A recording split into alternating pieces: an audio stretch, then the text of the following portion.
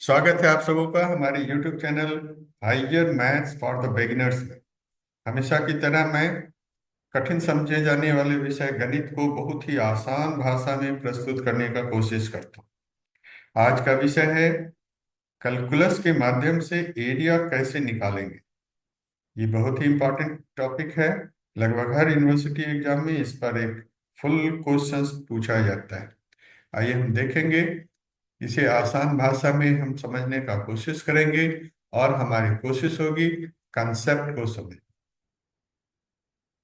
आज का विषय है कैलकुलस के माध्यम से एरिया को कैसे कैलकुलेट किया जाता है। आइए हम इसके कंसेप्ट को समझते हैं। सबसे पहले मैं आपको बताऊं कि हम आपको दिखाएंगे कि कैलकुलस में किसी भी कर्व के अंदर का एरिया कैसे निकाला जाता है। हम इस प्रकार से बतलाना चाहेंगे कि आप में कॉन्फिडेंस बिल्डअप हो और आपको समझने के लिए कुछ आसान प्रॉब्लम्स भी आपको दिखलाएंगे। सबसे पहले मैं आपको कोऑर्डिनेट ज्योमेट्री की याद दिलाऊं। वहां आप किसी भी लाइन का इक्वेशंस कैसे निकालते थे। अगर आपने x axis y axis assume कर लिया और एक्स एक्सिस के पैरेलल कोई लाइन वाई को फाइव पर कट कर रहा है तो इसका इक्वेशन आप क्या लिखते हैं, वाई इक्वल्स टू फाइव। उसी प्रकार से कोई लाइन अगर एक्स एक्सिस के पैरेलल और वाई को टू पर कट करे तो इसका इक्वेशन हो गया वाई इक्वल्स टू टू। अब अगर कोई लाइन वाई एक्सिस के पैरेलल हो तो यहाँ हम देख रहे हैं कि वाई एक्सिस के पैरेलल और एक्स को वन पे कट कर रहा है। सो इसका इक्वेशंस क्या लिखेंगे, एक्स इक्वल्स टू वन। और फिर यहाँ पर इक्वेशंस हो जाएगा हमारा एक्स इक्वल्स टू सिक्स। तो इस प्रकार से आप देखते हैं कि चार लाइंस के द्वारा जिसका इक्वेशंस आप समझ रहे हो उसके द्वारा जो कट क्लोज्ड रीजन है उसका फिगर कैसा है, दैट्स अ रेक्टेंगल। और इस रेक्टेंगल का एरिया कैसे निकालेंगे। आप स्कूल के दिनों में जानते हो कि किसी भी रेक्टेंगल का एरिया मतलब लंबाई गुने चौड़ाई। यहाँ लंबाई हो गया 6 - 1 दैट इज 5 यूनिट, और ऊंचाई या चौड़ाई जो कहेंगे वो 5 - 2। और हमारे प्रीवियस नॉलेज के अनुसार हम बोल सकते कि इस रेक्टेंगल का एरिया हो गया 5 × 3 15। तो व्यूअर्स मैं बताना चाहूंगा कि इतना चीज आप जानते थे। अब आगे देखते हैं। अब हम देखना चाहेंगे कैलकुलस में हम एरिया को कैसे निकालते हैं। फिगर को ध्यान से देखिए। यहाँ रेक्टेंगल बिगिन कर रहा है x इक्वल्स टू ए से, एंड कर रहा है x इक्वल्स टू बी से। और इसका हाइट कितना कहेंगे, हाइट है y इक्वल्स टू सी। तो रेक्टेंगल का लेंथ हो गया b - a और हाइट है c। तो इस तरह रेक्टेंगल का एरिया कितना कहेंगे, length into breadth that is c into a - b। अब इसी कंसेप्ट पर इस रेक्टेंगल के बारे में ध्यान दीजिए। ये रेक्टेंगल आपका ओरिजिन जीरो से बिगिन कर रहा है, x इक्वल्स टू 5 तक जा रहा है और इसका हाइट भी हम 3 कहेंगे। मतलब पहले की तरह इस रेक्टेंगल का भी लेंथ है 5 और हाइट है 3। तो यहाँ इंटीग्रेशन में कैलकुलस के माध्यम से हम एरिया निकालते हैं इंटीग्रल के फॉर्मूला में। ध्यान से देखो, यही समझने वाली बात है, यही कंसेप्ट होना चाहिए आपकी। यहाँ हम 3 dx 0 to 5 क्यों लिखते हैं, 3 dx इसलिए लिखा जाता क्योंकि इस रेक्टेंगल के अपर साइड्स का इक्वेशन क्या है, y इक्वल्स टू 3। मतलब फंक्शन यहाँ 3 है। सो 3 को हम इंटीग्रेट करेंगे। चूंकि यह बिगिन होता है जीरो से, एंड कर रहा है 5 पर, इसलिए लोअर लिमिट हो गया जीरो, अपर लिमिट हो गया 5। तो व्यूअर्स ये आपको अच्छी तरह से समझना है, why we write area of this rectangle like this. Clear. उसके बाद बहुत ही आसान है, आप जानते हो कि 3 dx का इंटीग्रल हुआ 3x। अब ये अपर लिमिट लोअर लिमिट का क्या मतलब, अपर लिमिट लोअर लिमिट का मतलब वो एक्सप्रेशन में बारी बारी से आप वैल्यूज को पुट कीजिए, उनका डिफरेंस निकालिए और इस तरह से आपका आइडिया निकला।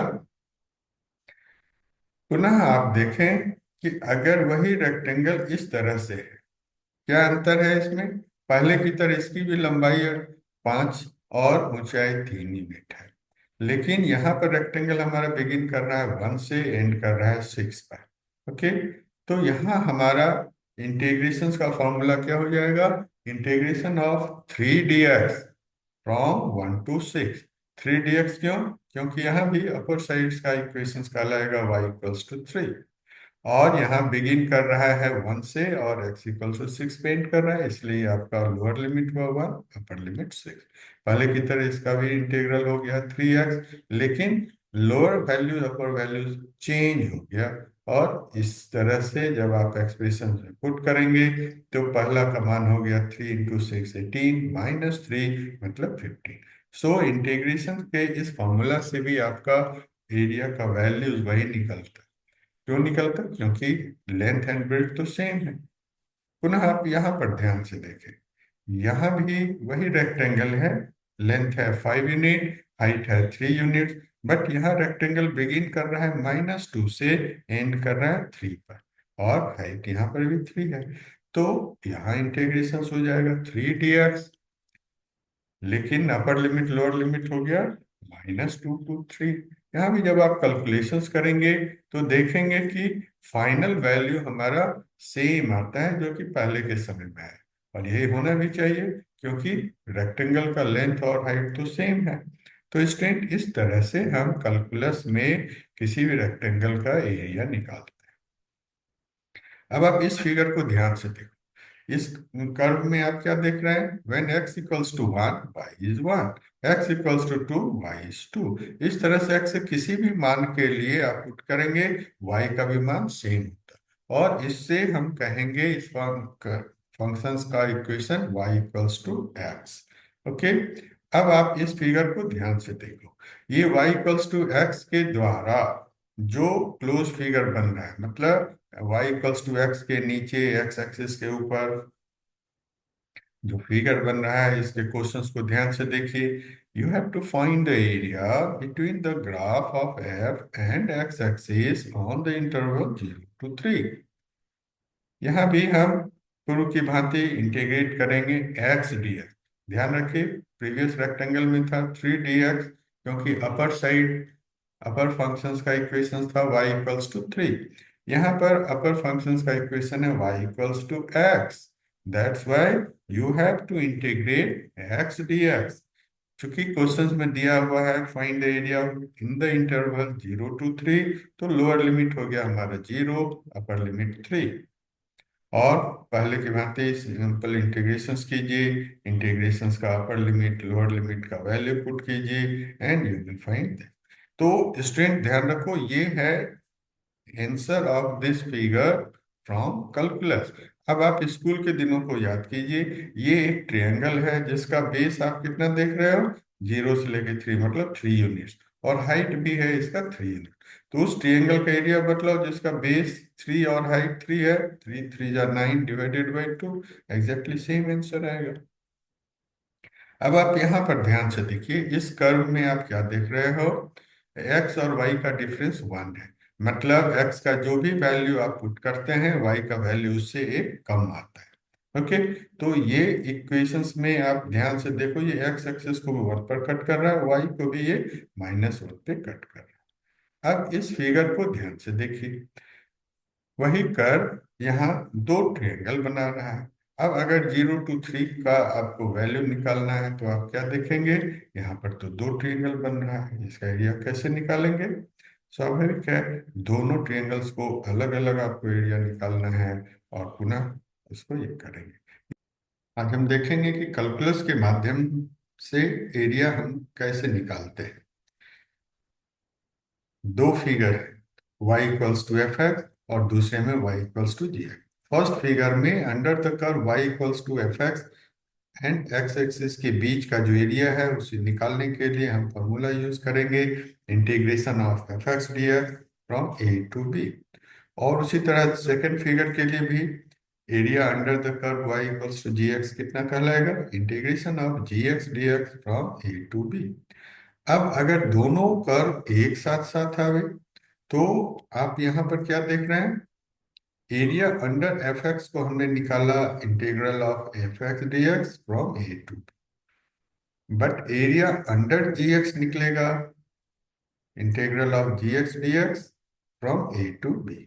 लेकिन अगर एरिया बिटवीन टू कर्व्स निकालना है तो वेरी सिंपल, यहाँ ये हो जाएगा integral of F x D x minus integral of ji x D x. तो स्टूडेंट, ये आपको अच्छी तरह से समझ लेना है कि पूर्व में जो आपको हमने फॉर्मूला बतलाया था वो था intake area between a given curve and the x axis. लेकिन अगर एरिया बिटवीन टू कर्व्स निकालना हो तो आपको देखना होगा top function minus bottom functions का integral from given region A to. ध्यान से देखिए, यहाँ पर एरिया हम लोग कैसे निकालेंगे। टॉप फंक्शंस क्या है, y बराबर एफ एक्स, और फिर बॉटम फंक्शन है y बराबर 0। तो एरिया सेकंड फिगर में टॉप फंक्शंस है एक्स एक्सिस मतलब y equals to 0, bottom functions है यहाँ y equals to ji x.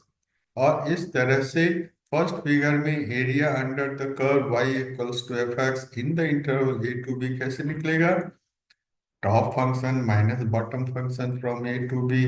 और टॉप फंक्शन कितना है, एफ एक्स, और बॉटम फंक्शन है 0, y इक्वल्स टू 0, जो कि एक्स एक्सिस का इक्वेशन। सो सिंपल इक्वेशंस हो गया integration of F x D x from A to b. But second figure में ध्यान से देखो, area under the curve g x कितना लिखेंगे, टॉप माइनस, टॉप में यहाँ क्या है, टॉप में है एक्स एक्सिस मतलब y ऑफ फंक्शंस का वैल्यू हो गया 0, और नेक्स्ट फंक्शंस हो गया माइनस ये। तो ये ध्यान देने वाली बात है, कर्व अगर एक्स एक्सिस के नीचे जाता है तो उसका एरिया का यहाँ numerical value with negative sign है। आप जानते हैं कि निगेटिव साइन तो होगा नहीं, किसी भी लेंथ का किसी एरिया का वैल्यू कभी भी निगेटिव नहीं होता है। तो क्या है ये, इस तरह का प्रॉब्लम आपने यहाँ पर भी देखा। अगर ये एक्स माइनस वाई बराबर एक्स माइनस वन कोई कर्व है और हमको एरिया निकालना है बिटवीन 0 to 3, तो दो ट्रायंगल बन रहा है, एक एक्स एक्सिस के ऊपर है, एक एक्स एक्सिस से नीचे है। तो ये जो एक्स एक्सिस के नीचे का क्षेत्र होता है उसका क्या है टेक्निक, समझ जाइए। यहाँ भी ए टू बी निकालना है तो विथ निगेटिव साइन करते हैं। निगेटिव क्यों आ जाता है, क्योंकि y का वैल्यू एक्स एक्सिस से नीचे रहने के कारण हमेशा y कोऑर्डिनेट निगेटिव में आएगा, इसलिए कैलकुलेशंस करने पर ये हमारा निगेटिव है। तो आप ध्यान से देखिए, जब कभी भी किसी फंक्शंस के अंदर का एरिया निकालना हो जिसका कुछ पार्ट एक्स एक्सिस से ऊपर है कुछ पार्ट एक्स एक्सिस के नीचे है, तो हम क्या लिखेंगे, पहले एक्स एक्सिस के ऊपर के एरिया माइनस एक्स एक्सिस के नीचे का एरिया। एक्स एक्सिस के नीचे का एरिया ऑलरेडी निगेटिव होगा और निगेटिव इंटू निगेटिव पॉजिटिव होगा। ध्यान से देखिए, ये कर्व है आपका y equals to cos x, हमें एरिया निकालना है फ्रॉम 0 to 3 पाई बाई 2। तो यहाँ आप देख रहे हैं between 0 to pi by 2 x axis के ऊपर है, जबकि पाई बाई 2 से 3 पाई बाई 2 एक्स एक्सिस के नीचे है। तो यहाँ हमारा दो इंटीग्रल हो जाएगा, cos x dx from 0 to pi by 2, फिर cos x dx from pi by 2 to 3 pi by 2। और ये से आप क्लियर है कि ऊपर का वैल्यू पॉजिटिव आएगा, नीचे का वैल्यू निगेटिव आएगा। अब इंटीग्रल करना आप जानते हैं, cos x का इंटीग्रल होता है sin x, और यहाँ पर भी अपर लिमिट लोअर लिमिट ध्यान से देखो 0 to पाई बाई 2। लेकिन दूसरे इंटीग्रल में cos का तो इंटीग्रल sin x हुआ, लेकिन लिमिट्स वैल्यू चेंज हो जाता है। अब आप ट्रिग्नोमेट्रिकल आइडेंटिटी याद रखिए, साइन 0 का मान कितना होता है, साइन 90 का मान, साइन 3 पाई बाई 2 का मान, सभी के मान को आप पुट कर देते हैं, आपको देख मिलता है sine pi by 2 is 1 but sine 0 is 0। Negative sign के बाद नेक्स्ट ब्रैकेट में आइए, आपको मालूम होना चाहिए 3 पाई बाई 2 के लिए साइन का वैल्यू है -1, उसके बाद ये माइनस साइन लिखिए, और साइन पाई बाई 2 के लिए 1। इस तरह से सेकंड ब्रैकेट हो गया -2, और सामने में है माइनस साइन, इसलिए इसका वैल्यू हो गया +2, और ये 1। तो कुल मिलाकर के ये हो गया 3 स्क्वायर। आज हम कुछ हार्डर प्रॉब्लम आपके लिए लेकर आए हैं। बिगिनर्स को मैं एडवाइस देना चाहूंगा कि पहले आप सिंपल प्रॉब्लम पर कंसेप्ट को क्लियर कर लीजिए, फिर ये हार्डर प्रॉब्लम्स को आप देखेंगे, बहुत ही आसान है, समझ जाएंगे। ध्यान से देखिए, क्वेश्चन है आपका, find the area between the graph y equals to x square minus 4 and y equals to 2x-1। आपका सबसे पहला काम क्या होता है, दिए हुए इक्वेशंस के करस्पॉन्डिंग ग्राफ को प्लॉट करना।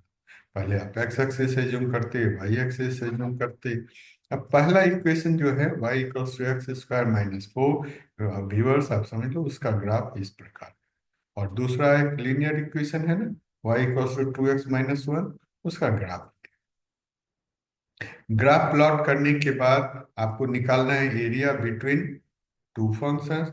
तो सेडेड ए को आपको, जिसका एरिया निकालना है उसको हमने सेट किया और इसी का एरिया निकालना है।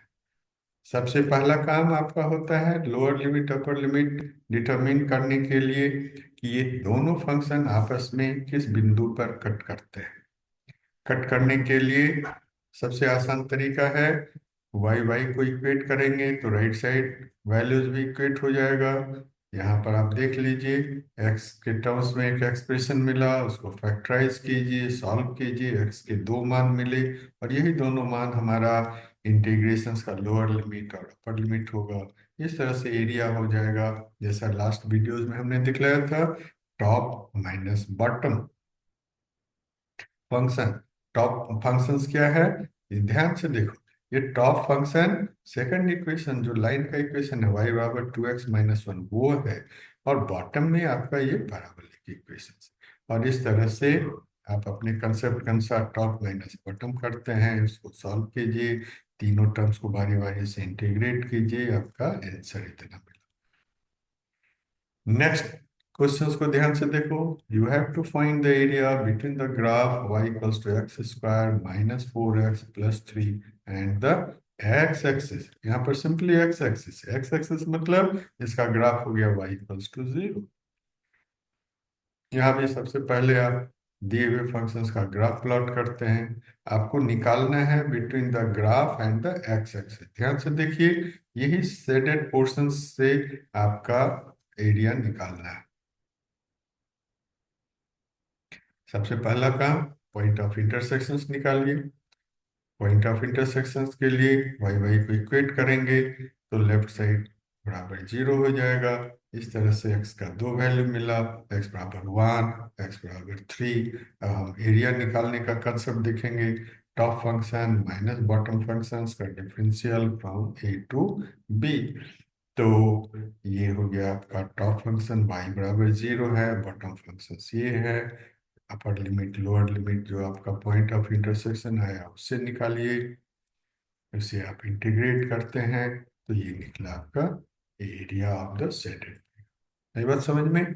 तो हमेशा की तरह आपको क्या याद रखना है, फिगर ड्रॉ करने के बाद यह चीज क्लियर हो जाएगा, which is the top function and which is the bottom function. Top minus bottom ही आपको करना है। ध्यान से देखो इस क्वेश्चंस को, यहाँ भी दो इक्वेशंस आपको दिया हुआ है और यहाँ भी हम लोग पहले निकालेंगे x axis y axis assume करने के बाद दिए हुए फंक्शंस का ग्राफ। क्योंकि यहाँ निकालना है एक्स बराबर माइनस वन से एक्स बराबर थ्री पर, तो ये दो भाग में आपका क्षेत्र बढ़ जाता है। पहला क्षेत्र जो माइनस वन से थ्री के बीच में है, तो कुछ भाग हमारा एक्स एक्सिस के नीचे है, कुछ एक्स एक्सिस के ऊपर है।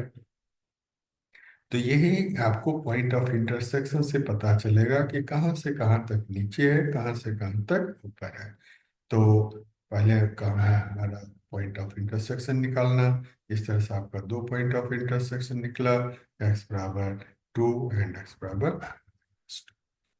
तो एरिया निकालने के लिए हम लोग टॉप माइनस बॉटम करेंगे। ध्यान से देखो, माइनस वन से टू यहाँ तक एक एरिया निकलेगा, फिर टू से थ्री तक दूसरा एरिया निकलेगा। ठीक है, तो इस तरह से आप टॉप माइनस बॉटम के इक्वेशंस को पुट करते हैं। दोनों ही केस में आप बारी बारी से इंटीग्रेशंस करते हैं। इंटीग्रेशन बहुत सिंपल होता है, आपको सिर्फ कंसेप्ट याद रखना है कि किसका इंटीग्रेशन करना है, किस इंटीग्रेशन में कितना घटाना है, फिर बाकी तो सब ठीक है। यहीं पर ध्यान से देखो, nine plus two point three three करेंगे तो फाइनल आंसर 11। नीचे का वैल्यू है ए वन का वैल्यू है नाइन, दूसरे का वैल्यू है। इस एग्जांपल्स को ध्यान से देखिए, एक्स वाई बराबर एक्स क्यूब, क्यूबिक का फंक्शन इस प्रकार से है, बड़ा ही पिकुलियर है, बहुत ही सुंदर पिक्चर इसका आता है। यहाँ पर जब आप दोनों कर्व के बीच का इंटरसेक्शन देखेंगे तो इस प्रकार से एरिया है। के स्टेट। तो यहाँ पर भी पहले की तरह हम लोग पॉइंट ऑफ इंटरसेक्शन निकालते, वाई वाई को इक्वेट करने से एक्स क्यू बराबर एक्स सॉल्व करते हैं, एक्स के 3 मान आएंगे, एक्स बराबर 0, एक्स बराबर 1, एक्स -1। अब यहाँ पर आपको इंटेलिजेंटली समझना है कि कहाँ से कहाँ तक का ग्राफ एक्स एक्सिस के नीचे है और कहाँ से कहाँ तक का ग्राफ एक्स एक्सिस के ऊपर है। तो इस तरह हमारा एरिया निकालने का फॉर्मूला हो जाएगा -1 to 0, क्योंकि यहाँ से यहाँ तक का क्षेत्र एक्स एक्सिस के नीचे है। फिर दूसरा है एक्स एक्सिस के ऊपर, तो यहाँ पे हो जाएगा टॉप माइनस बॉटम। इस तरह से सिंपल इंटीग्रेशंस कर दीजिए, दोनों ही जगहों पर इंटीग्रल वैल्यू 0.25 आया। फाइनल आंसर निकालते समय दोनों के एरियाज को आपको सम करना है, मतलब 0.25 को जोड़ेंगे तो 0.5 इसका यूनिट मिलेगा। तो ये है आपका आंसर। यहाँ पर आपको ध्यान देना है, अगर आपने थोड़ा सा मिस किया, डायरेक्टली आप -1 से 1 तक ले जाते, तो आपका आंसर कितना आता? 0। मैं अपने व्यूअर्स को बतलाना चाहूँगा, लास्ट लाइन को आप ध्यान से देखें। तो इंटीग्रेशंस में अगर हम सीधे -1 से 1 तक एक ही इंटीग्रल निकालते, ये top functions minus bottom functions करने के बाद, तो आपका आंसर 0 आता। 0 तो होगा नहीं। तो ये कंसेप्ट तभी क्लियर होगा जब आप एक्चुअल में फिगर ड्रॉ करते हैं। Thank you.